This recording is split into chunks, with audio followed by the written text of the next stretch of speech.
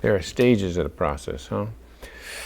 There's a stage where you're establishing the relationship, loving presence, good contact statements. Then there's a stage where you're looking for indicators. Following that, if you find an indicator, is a short period where you try to guess what it's about.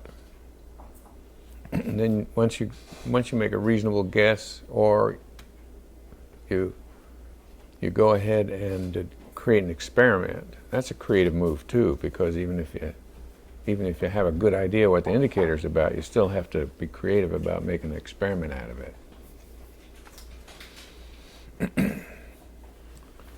And of course, we talked about you can use an indicator without modeling it. You can go from the indicator right to an experiment in many cases. And then there's a whole set of procedures for setting up an experiment properly. But once you have the client used to the way you do the experiments, then you can just jump in. Like I don't have to help people get mindful in this group.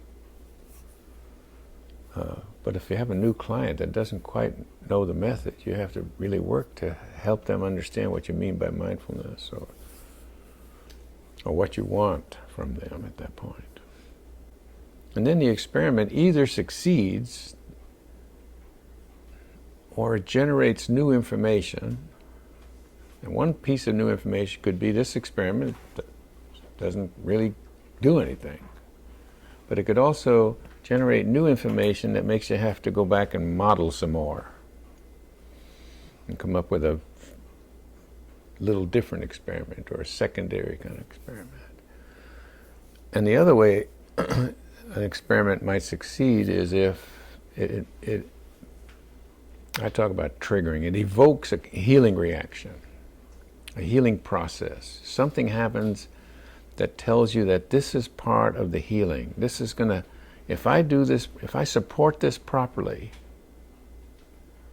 it will come to a nice resolution. Some insight will happen, some relief will happen. Not just one insight, but many insights. And they could happen for a couple of weeks after a good session.